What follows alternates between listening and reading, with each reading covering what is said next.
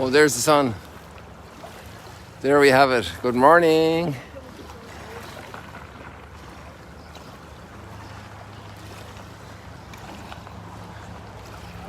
A lovely smile there.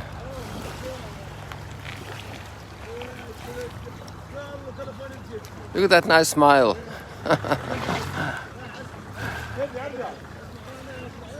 Isn't that beautiful? The sun is smiling.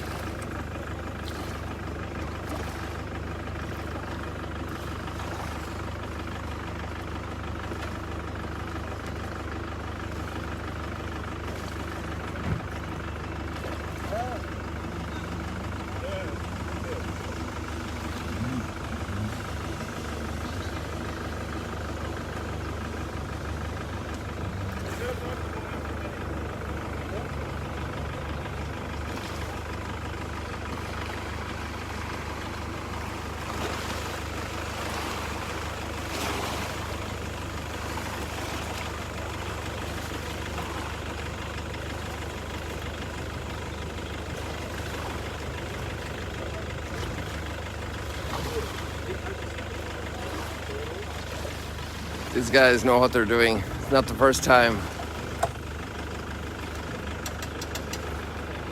It takes a while.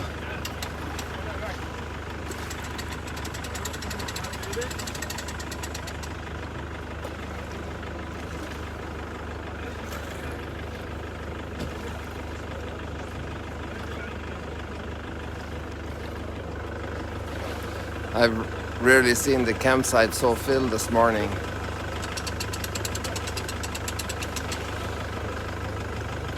They're just maybe hundreds of cars, I don't know, but quite a lot.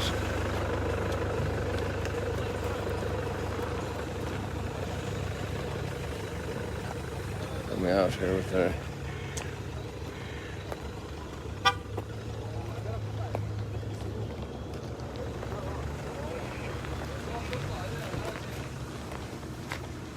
and yesterday there was some sobering news here.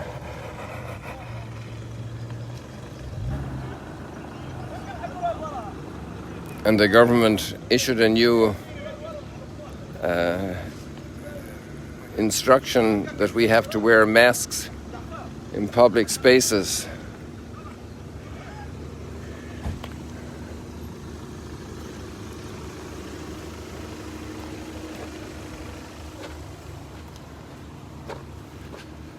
Because some people were very careless, and apparently some people came in to the country without doing any of the precautionary steps, and they brought in the virus again,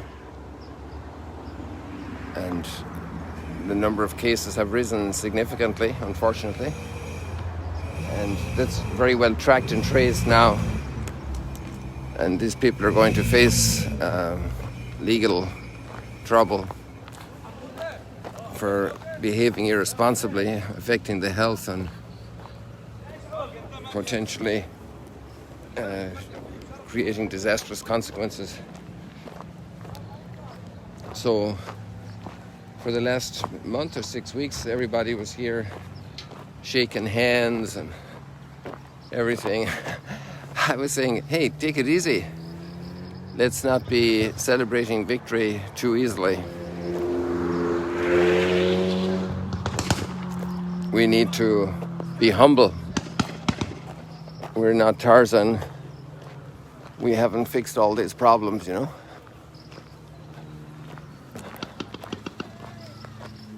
We learn again how we need to be careful. We have to learn again and again and again and again. It's amazing.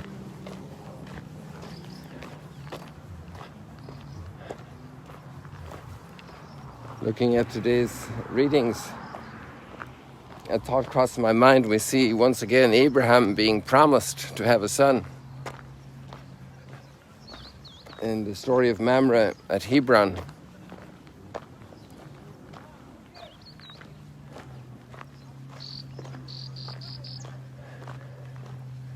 and the appearance of God to Abraham in the form of 3 visitors who were passing by.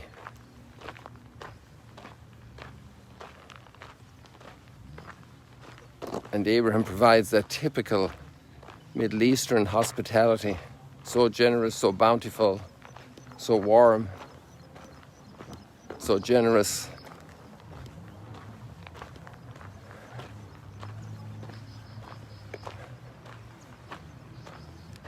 There's an expression in Arabic, ahlan wa sahlan. When you meet somebody, when you come into their home or you arrive where they live, ahlan wa sahlan, welcome. It's like you're part of the family. Hope your trip was safe and easy. And it's said with such heartiness. And in Hebrew, bruchim habayim. Blessed are those who are coming. So it's a very rich culture of welcoming, of hosting, of hospitality. And this hospitality is deeply blessed again for Abraham.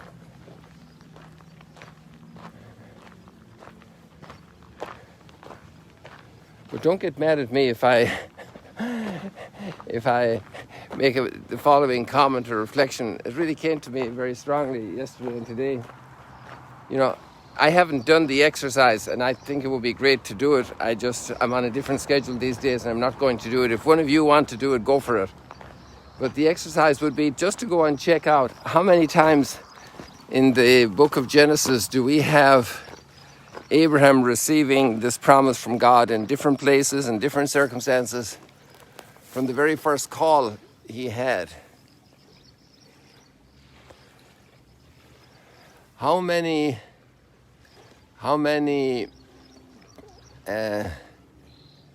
times did he go through this? It's becoming a routine. And we remember it. It's you could say it's almost becoming a routine. And what's happening is that he's growing in company with God. He's discovering that God is in his life and appearing again and again and again. And it's like his whole life and his whole wandering with his flocks from place to place, he's meeting God. God is meeting him. And the same promise is being renewed. But the years are passing. You know, it's like a quarter of a century already. You know, we call Abram our father in faith, and it's not a joke, it's for real. It's his formation in the faith, the repeated exercise of his faith. You know, if you want to cut a business deal with somebody that's serious, it's much better if you know that person, you have a track record with them. And the more people have track records with each other, they can build up more greater confidence and rely on each other and commit to each other. And this is the exact form of relationship that historically has been given to us and remembered from the times of Abraham, our father in faith. And it's really not enough just to read one passage once and to get it. You know, we're not just pull the trigger and the bullet's out there and the target's hit. It's a whole process of transformation to become people of faith. And it goes deeper and deeper, and I think we will never be done. And this process is so incarnational, it's so in the flesh, it's so in the history. Oh wow, look, we got 3 of these birds this morning. Sorry. See, I'm getting better with this gadget, but not good enough. And I'm using it now for a few weeks, I think. More than 2 weeks, maybe 3 weeks. I don't know how long ago I started. So I'm comfortable with it, and I'm setting it up now. I almost get it right every time. The other day I put it in wrong once. I was a bit sleepy. I had to do it again. And we repeat actions. Oh, there we have another bird down here. A big one. Come on. There we go. Big wingspan.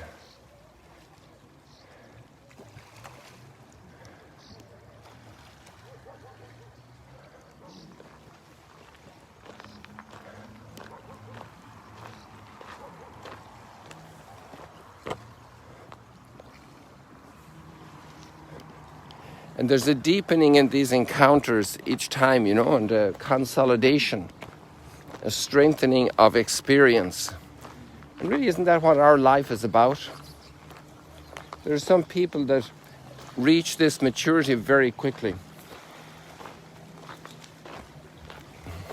Like that young Italian fellow who is now a patron saint of the internet, Carlos Acutis. You know, a teenager, like 14, 15 was he? I think he was 15 years old when he died of this illness. And his level of faith, his level of relationship with God, his convictions about the faith, amazing. And I was listening to another story yet, I won't tell you about it yet, but I'm very, very intrigued by it. And it's an Irish guy, actually, and I'm not sure if the guy is even 30 years of age yet. But his experience started, you know, he had very rough experience in his childhood and in his later development, and a very sad tragedy in the family that must be waves from all those boats out there, I think. But he has come to a very, very solid faith. It's amazing to see that rock solid faith, clarity. And some of us take a lot longer. Some take many decades, scores of years. The development of the faith is a process. So I encourage you to read the reading today, and if one of you have time to, or maybe a couple of friends can share the task and see how many times does God appear to Abraham. It's a process of building up. And to know that academically is not as important as living it ourselves. Living that process. Well, I got 2 purple herons sitting on the big rock out there. That's a huge rock there. Look at them. I think they're 2 purple herons. Maybe I'm wrong. They should have longer necks if they're purple herons, so they're not purple herons. Maybe the one on the left. Sorry, I just got off track there. Oops, why can't I control this better? Oh, one just left.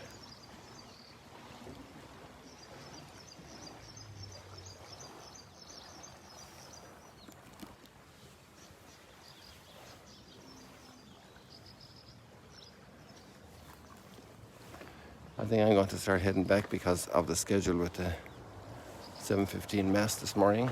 It's 5 to 6 here.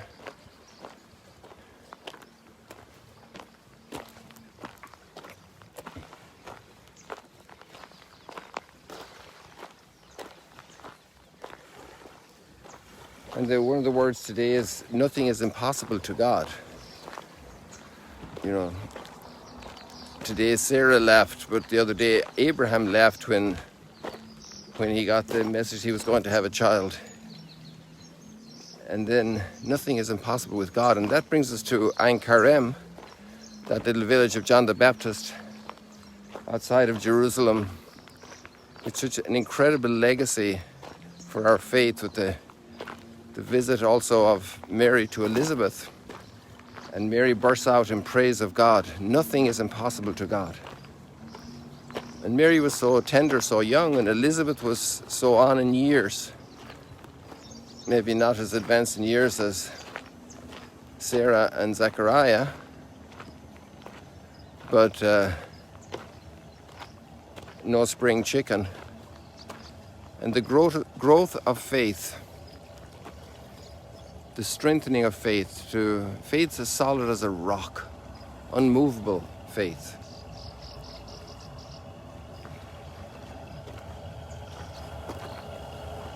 And then the remembering of the faith and the telling of the faith. You know, it's not done alone.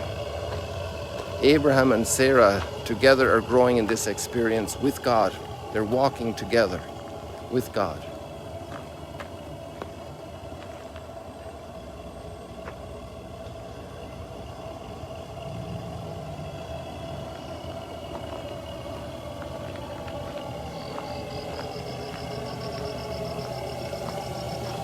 And then it's a people, because that story is handed on to us. You know, Abraham is 3,800 years ago about.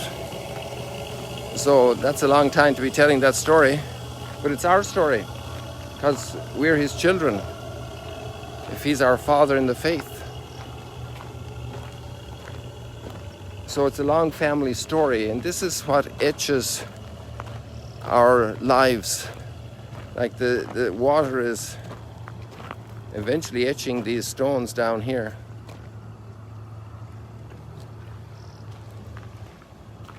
And so these repeated actions, you know, sometimes people are tired of the exercises.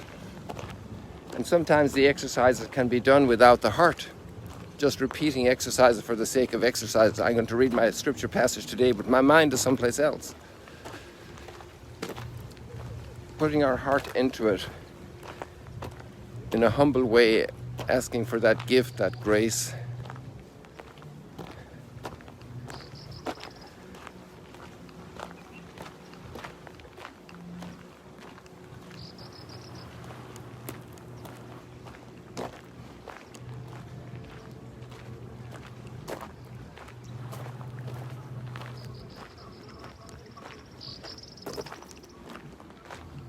May your faith life, wherever you are, at whatever age you're at, be a remembering of God's interventions in your lives, how he's meeting you at different turns in your life.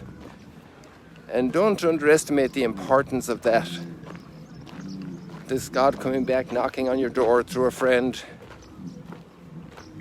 through the reading of scripture, through the opening of your heart in a prayer, in moments that are frustrating, in repeated moments, because it's about a relationship. And when we're in deep relationship, we can have deep pact, deep agreements, deep commitments. And that's what it's all about. Property is worth nothing. It goes away. Health goes away. Fame goes away. It's all nothing. What really counts are those relationships.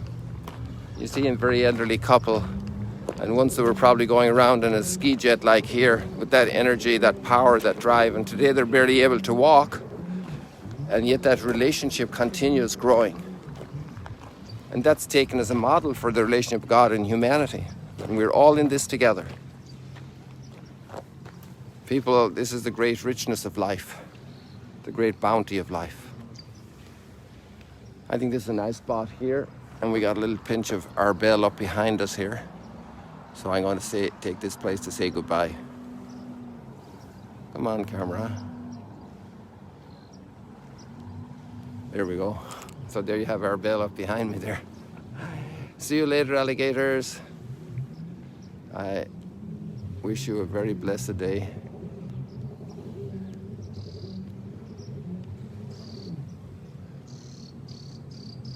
Spread the word. Somebody's lonely out there and needs your presence. Show up in their lives like God is showing up in your life. Just a little SMS, a little email, phone call, greeting on the street. Be present to others, build relationships. And that can have incredible fruitfulness.